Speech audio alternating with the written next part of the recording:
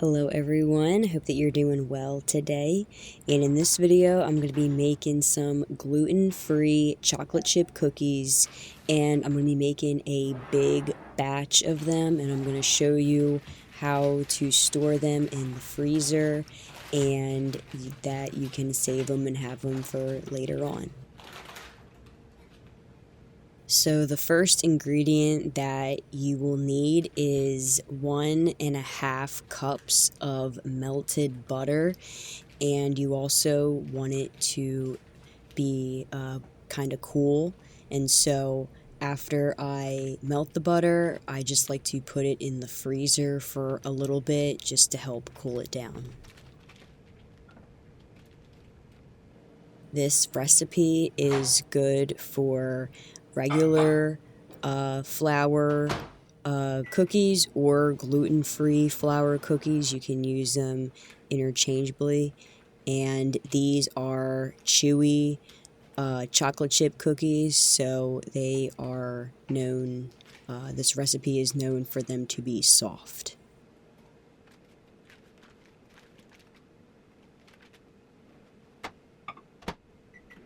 So you are going to need a bowl and a whisk, and we're going to be mixing everything together.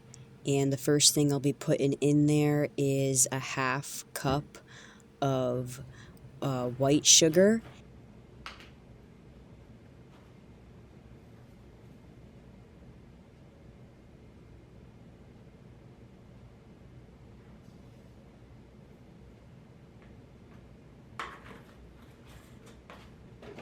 And I will also be adding 1.5 cups of brown sugar.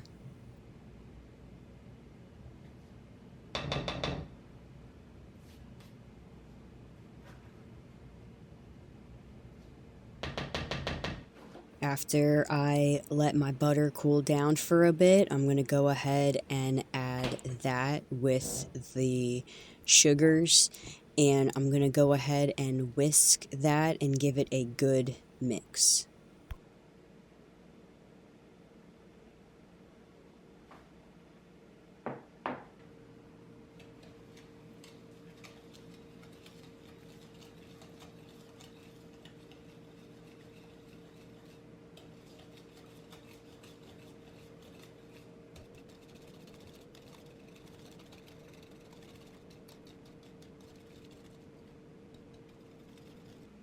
Next, I'll be adding 2 eggs and 2 egg yolks.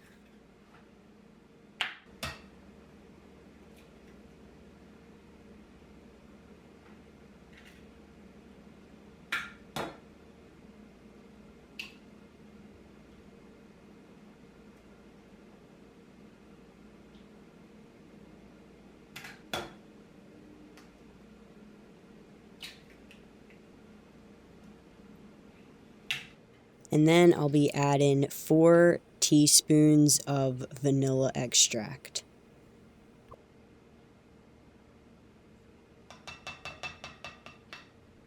And again, I go ahead and give that a good mix and make sure that the eggs are all mixed in there together.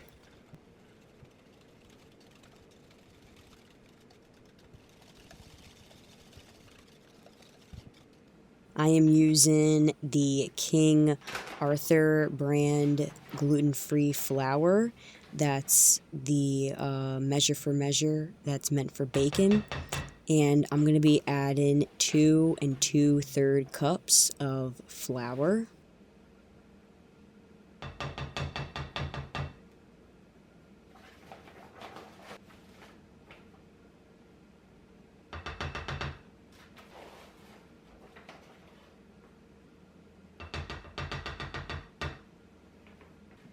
We'll be adding a 1/2 tablespoon of baking soda.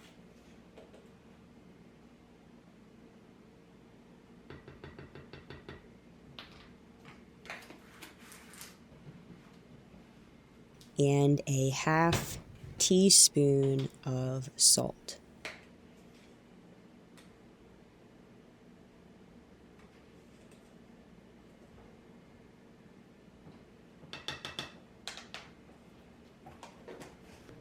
And I'm going to go ahead and mix this all together, but I'm going to make sure to not over mix it. And so once I see that all of the flour is gone or mixed in together, then um, then I'll know that's when I'll stop.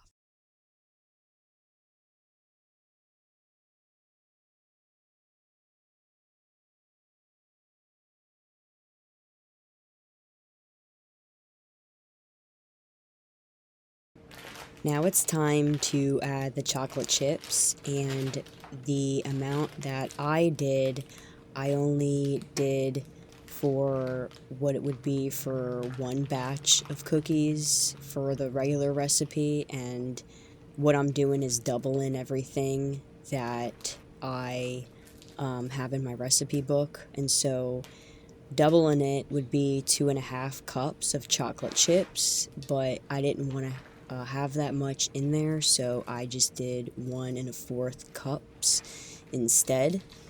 And so you can add as much or as little as you want, and you can give it a good mix and figure it out afterwards if you want to add more or not.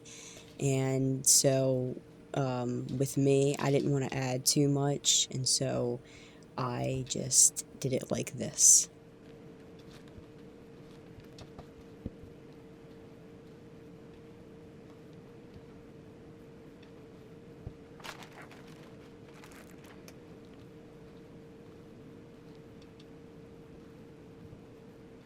So I'm going to be putting the batter of the shapes of the cookies onto a pan, and then we're going to be putting them in the freezer. And I also have these silicone containers that can really be used for anything, but they're meant to make like ice cubes and different kind of frozen things like that. But for today, I'm going to be using them to put the chocolate chip dough into. And so I just create the shape that I want by just using 2 spoons, and I'll just grab a scoop and then use the other spoon to just take it off and sort of shape it if I need to a little bit. And you can do any size that you want. It doesn't really matter per se. But, you know, if you make them smaller, just keep your eye out for when you go and bake them.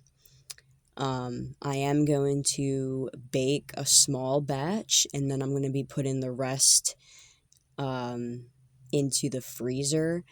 And once these are put in the freezer, you want to keep them in there for about an hour. And afterwards, then we're going to be taking them and putting them into a big plastic bag that's meant for the freezer. And we're going to take all the balls of dough out and just place them into the bag. And so we are freezing them first just so that they are not too sticky and it's easier to use.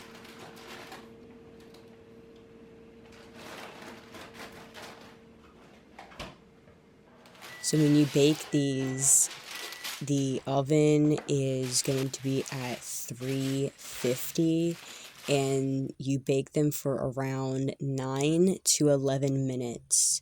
Now, you can keep the dough in the freezer for I think they said up to 2 to 3 weeks. I have to double check on it, and then I can put it in the video. So when they're frozen and then you want to go and bake them, you do want to cook them for about a minute or two longer, because they are, you know, frozen, so they're going to take a little bit longer.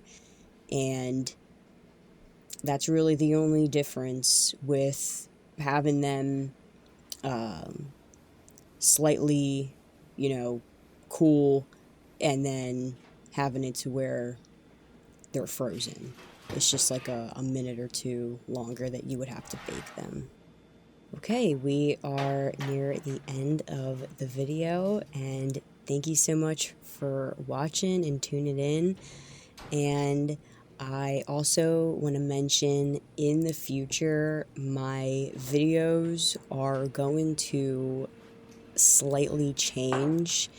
I want to kind of do more of a daily and weekly kind of uh, in my life vlogging kind of videos where I show more of what's going on versus how to kind of videos and tutorials and teaching and stuff. I definitely will add information in my videos if I am doing something, but I think I want to expand a little bit more with different kinds of videoing that I do. And so I just want to mention it now, and I appreciate you guys here, and thank you for sticking around as long as you guys have. It really does mean a lot, and so I will see you in the next video. Have a great one, and bye-bye.